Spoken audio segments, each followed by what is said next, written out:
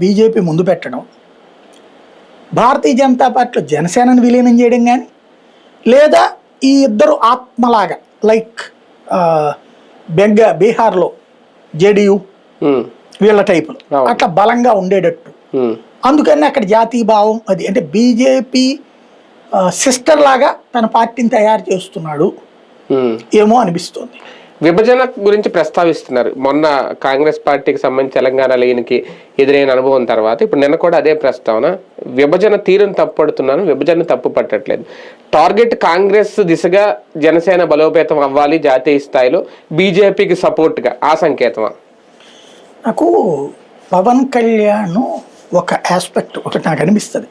వీళ్ళందరూ పీకే బోకే ఇట్లాంటి వాళ్ళకి కోట్లు తగిలేస్తారు కదా, అతను మనం చెప్పినట్టు వినమానండి, ఫండింగ్ ఆ సిస్టమ్ని గ్యారంటీ సీఎం అవ్వచ్చు.